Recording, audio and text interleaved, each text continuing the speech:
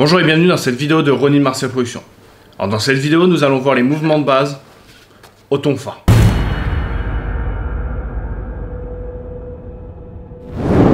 Mais avant de voir les mouvements, j'ai envie de vous parler de deux principes importants à garder en tête lorsqu'on pratique cette arme du kobudo, le tonfa. La première notion à garder en tête, c'est la façon de saisir la poignée, donc la tsuka, de son tonfa. Alors souvent quand on est débutant, on veut trop serrer la poignée et du coup voilà, ça fait des mouvements où on n'arrive pas à le faire de façon fluide. Pour cela, pour que les mouvements soient fluides, il faut garder le principe qu'on retrouve en kempo, en karaté, c'est le kime, où on est relâché et la contraction est au final, d'accord? Et après on revient relâché. Et bien là c'est pareil, la saisie sur votre tonfa, de toute façon toute arme, on la saisit pas fortement, il y a une légèreté dans la saisie. Là c'est pareil, on est léger sur la saisie, d'accord? Pour pouvoir faire les mouvements de façon fluide. Et c'est au final, lorsque le mouvement est fini, ou lorsque ça va frapper ou bloquer, que là on va exercer une pression pour, on va dire, verrouiller la technique, d'accord? Donc on est fluide, relâché, et au moment de l'impact, on resserre, d'accord? Et après on revient, ok?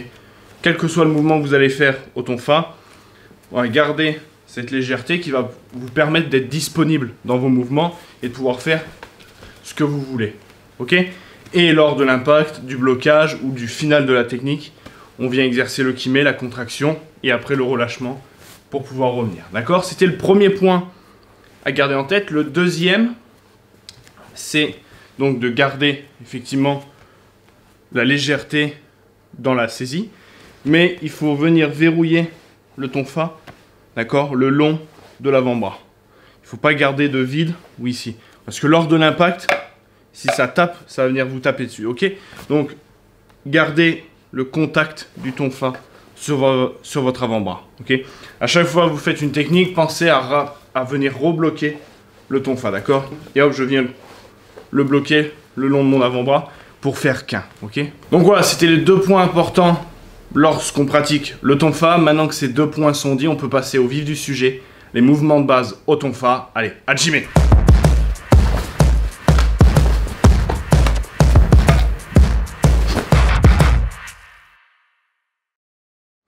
Alors les premiers mouvements qu'on peut effectuer au tonfa, surtout si on est débutant, c'est la première fois ou les premières fois qu'on manipule ces armes d'Okinawa, ça va être de pouvoir faire déjà tout ce qui est les blocages de base, les grands blocages de base. Par exemple, Gadan Barai, d'accord, Jodan Ageuke, ok. On peut faire Soto Udeuke ou Uchi-uke, d'accord. Ici, on peut armer. Pour le Uchi Udeuke ou le Soto Uke, ça va être plus compliqué, on va plus venir une forme de Kakewaki Uke, d'accord, on va venir tourner la main pour pouvoir accéder au tonfa et pouvoir bloquer, d'accord, des frappes qui arrivent sur le côté. Ok, voilà, déjà on peut se familiariser avec le tonfa, avec les principes que je vous ai expliqués de relâchement et d'avoir le tonfa bien compact sur l'avant-bras. On peut se familiariser à ça avec les blocages de base. On voit ici, d'accord.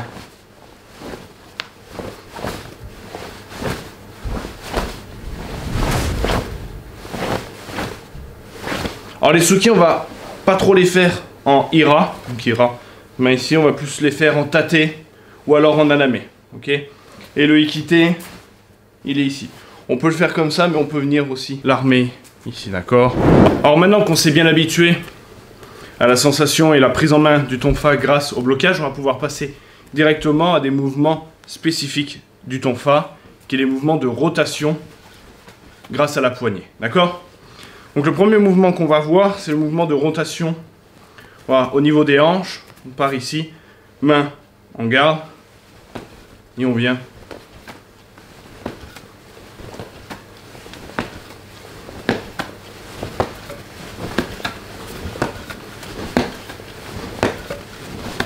Donc ce mouvement, on peut le travailler de façon, on va dire, assez simple qu'avec la force du bras. Soit on va envoyer les hanches, ici.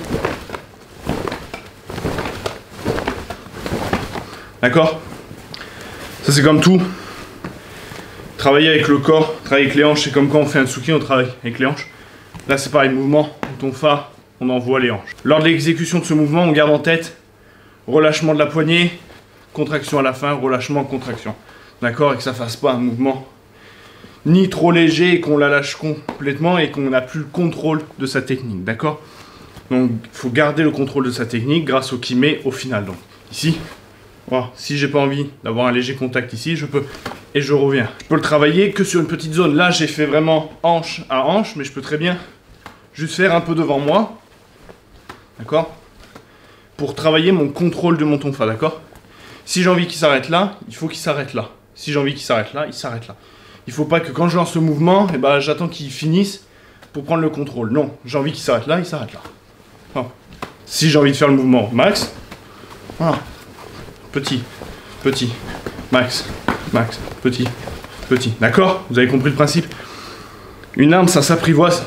Et donc, il faut la contrôler au maximum. Et donc, le travail de Köln, le travail de base, les travails fondamentaux dans le vide va vous permettre d'apprivoiser l'arme. Et donc, d'expérimenter. Est-ce que je la contrôle? Voilà. Ok. Ah bah non, là, je voulais qu'elle s'arrête là. Elle est partie n'importe comment. Ah ok, là, c'est bon. Ok. Ok. Allez, j'envoie le plus loin. D'accord? Voilà. Apprivoiser l'arme. Apprenez à la contrôler comme si c'était le prolongement de vos bras. Et ça, le seul secret, c'est le travail.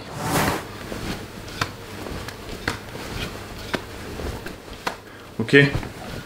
On garde le travail des hanches, le contrôle du tonfa.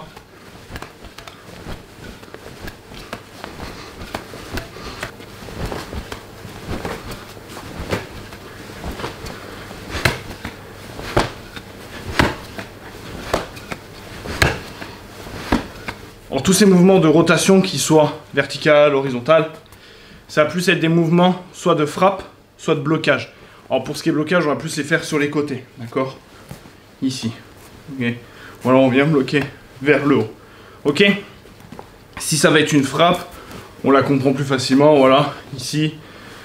Si on veut le travailler en frappe, on peut très bien le faire en garde.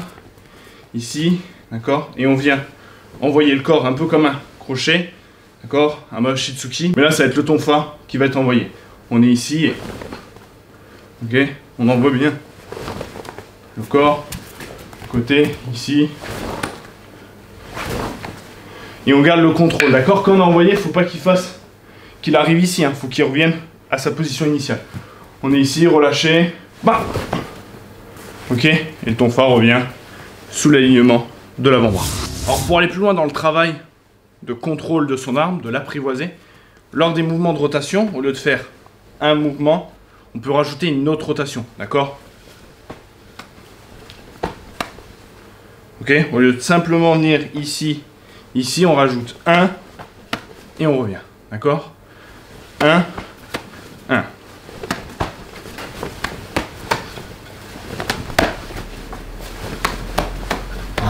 Comme on a vu au début de la vidéo, on peut faire nos frappes, nos pics Tsuki ici, d'accord? Mais on peut très bien aussi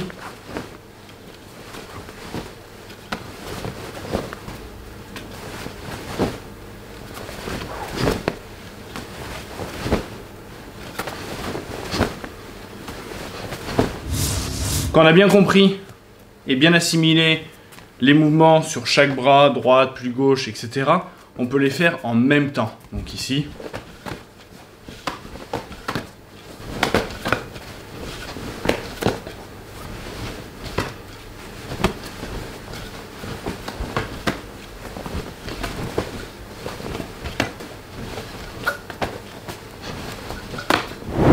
Ce qu'on peut travailler aussi pour bien travailler le relâchement du poignet et le relâchement de la saisie, c'est ce qu'on appelle les travails en Furyuchi, d'accord, en enchaînement. Donc au lieu de ici, ici et de revenir, on va rester au milieu, voilà, et on va faire des mouvements circulaires, d'accord. Alors au départ, pour assimiler, voilà, on peut faire des grands mouvements, puis progressivement on les réduit, et où là, ça vient que le poignet qui travaille, d'accord. Et hop, on enchaîne, d'accord. Hop, on ramène et on envoie, d'accord.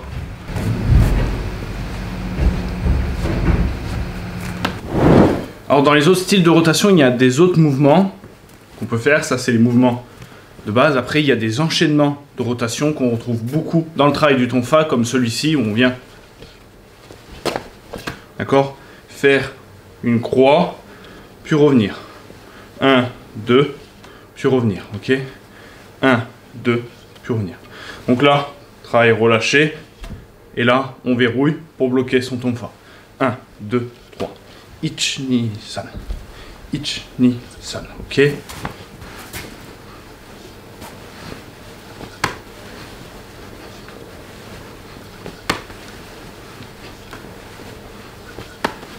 Donc bien, on croit et on revient.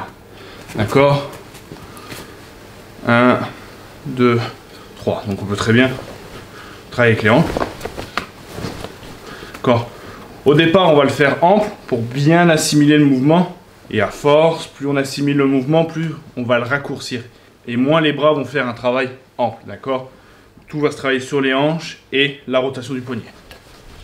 D'accord? Ici, on voit mouvement ample. D'accord? Mouvement plus court. D'accord? Le mouvement est assimilé. On peut le travailler en garde, hein, bien sûr. Là, je l'ai fait bien de face pour bien vous les montrer, bien le faire comprendre. Mais après, c'est à vous de vous les approprier aussi. Vous avez envie de les faire en mouvement. On peut très bien les travailler en mouvement. On est ici en garde. 1, 2, 3. 1, 2, 3. D'accord? Et hop, après, on enchaîne avec d'autres choses. Mais là, vraiment, c'est mouvement de base. Donc, je vous les montre de façon très classique pour bien que vous les compreniez et que vous les voyez bien. D'accord? Et après, vous les assimilez. Vous les mettez à votre style, à votre façon de bouger. Ok, ça, c'est à vous de faire ce travail-là. Moi, je vous les montre juste de façon très académique, très éducative, pour vous les faire le mieux comprendre possible. Ok, allez, on continue. Donc, on a vu celui-là, d'accord? On peut très bien aussi venir sur des mouvements ici, ok? 1, 2, 3. 1, 2, 3.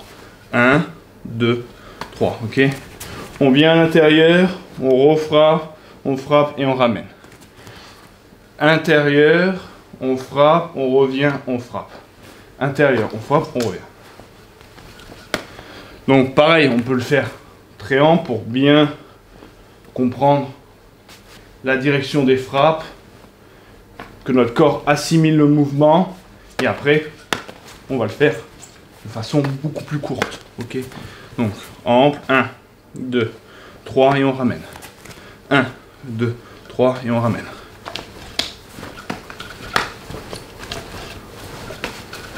Comme pour les autres mouvements de rotation, quand le travail est assimilé avec un seul bras, on peut les enchaîner avec les deux. Ici, 1, 2, 3. 1, 2, 3. Alors là, depuis tout à l'heure, on a vu pas mal de mouvements qui partaient vers le bas, d'accord, en descendant. Là, on peut très bien reprendre un peu la forme de celui-ci, vous vous rappelez? 1, 2, 3, mais en remontant. 1, 2, 1, 2, 1, 2, ok?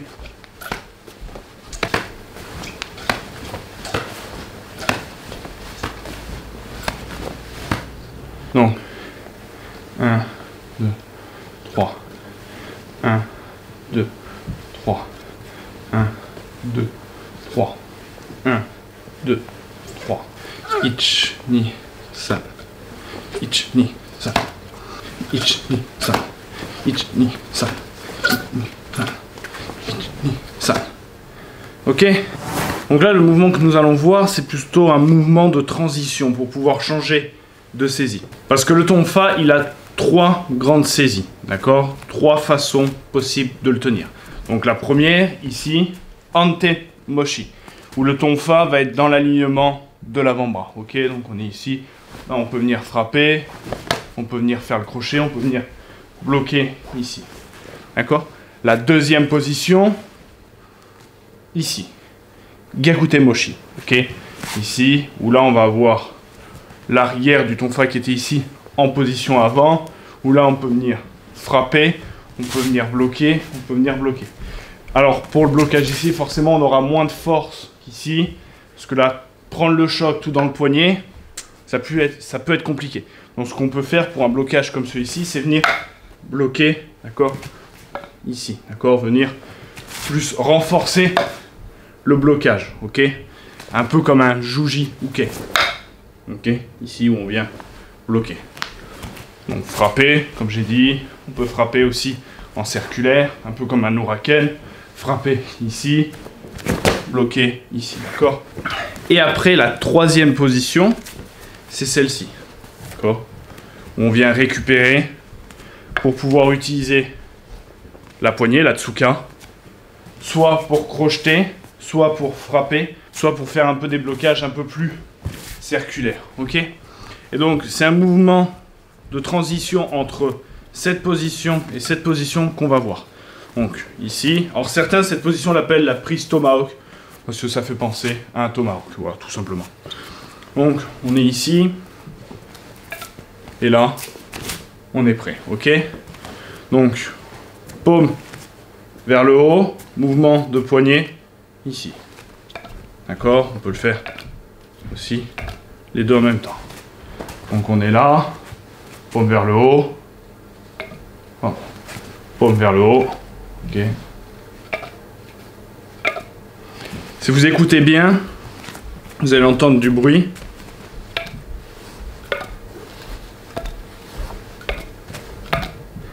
Ce bruit-là, c'est le bruit de la réussite. Non, en fait, c'est le bruit. Si vous avez ce bruit-là, c'est que vous êtes dans le juste et normalement, vous arriverez à récupérer. Souvent, ce qu'on veut trop faire, c'est un mouvement, voilà, presque jeté. D'accord? Alors, c'est possible, hein? Voilà. Mais c'est pas un mouvement très sécurisé. Dans le sens qu'on peut vite perdre le contact de son arme. D'accord? On sait, pendant une fraction de seconde, selon la situation où on est, on ne sait plus où aller. D'accord? Là, voilà, on ne sait pas où aller. Ok? Que si on garde, vu qu'on entend, je garde toujours contact. Ok? Je sais où est mon arme. Ici, ça va faire 1, donc là, contact, contact, contact, contact. Et je sais où est mon arme, d'accord? Et pas, d'accord? Contact, contact. Et donc là, ça me permet de faire autre chose et de garder le contact sans regarder. Je sais où est mon arme. Elle va automatiquement atterrir dans ma main. D'accord? Donc ici, bon, par exemple, blocage, blocage, et hop. Ok? C'est une possibilité, il y en a plein d'autres. D'accord? Je peux très bien l'enchaîner avec les mouvements qu'on a vus tout à l'heure. 1, 2, et hop, je viens.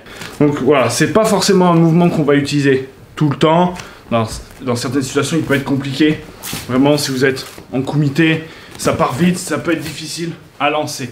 Mais dans le sens d'apprivoiser son arme, c'est un très bon mouvement. D'accord? Ok? Un mouvement très bien, voilà, le tonfa un peu foiré. Bon, on ne sait pas pourquoi, on n'a pas exécuté son mouvement correctement, on a un peu foiré. Bon, et hop, voilà, hop, on repart. Donc voilà les grands mouvements de base au tonfa, les mouvements de base, hein. Voilà, c'est bien ça que je vais vous montrer, les mouvements de base au tonfa qui vont vraiment vous permettre d'avoir une base solide dans le maniement du tonfa, donc arme d'Okinawa. Donc on se rappelle, on a vu les blocages qu'on retrouve en kempo, en karaté, d'accord? On a vu ces frappes-là, les frappes ici, d'accord? On a vu les rotations, voilà, de haut en bas, droite, gauche. On a vu des enchaînements de rotation en croix. 1, 2, 3, d'accord? 1, 2, 3. On a revu en remontant. Ok, donc ça, après, on peut le travailler dans un enchaînement. Où là, on va vraiment encore aller un peu plus loin. On va dire dans la gestion de son arme. Est-ce que je la contrôle bien? Là, ok, première étape, dans le vide. Ok, pas trop de mouvement. Et après, j'essaye de mettre ça en mouvement, d'accord? Et dans un enchaînement. Ok? Donc on peut très bien monter crescendo pour s'échauffer. Voilà, on peut très bien.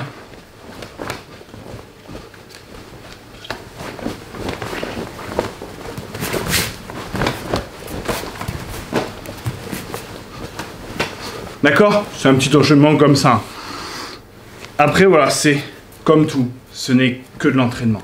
Vous voulez maîtriser le tonfa, il n'y a pas de secret. C'est pas en regardant cette vidéo ou des vidéos d'autres pendant X temps que vous allez pratiquer. Vous la regardez, vous faites pause, attendez comment il fait, ok, il fait comme ça, ok, d'accord, il fait comme ça. Et après, répétition, répétition, répétition, répétition, ok. C'est le secret de la progression. Si on répète pas, si on mange pas 100, 1000, 10 000, 300 000, 100 000 mouvements de telle ou telle arme, de tel kata, on ne peut progresser, d'accord?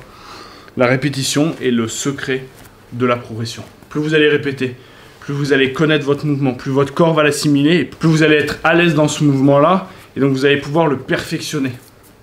Si au départ, vous êtes là, vous n'allez pas pouvoir perfectionner le mouvement. Si vous commencez vraiment à l'assimiler, là on va pouvoir entrer dans des détails de progression. Donc là, attention, tu as le coude un peu trop levé, garde plutôt le coude baissé, parce que là c'est une trop grande ouverture si au cas où tu as une frappe, etc. D'accord?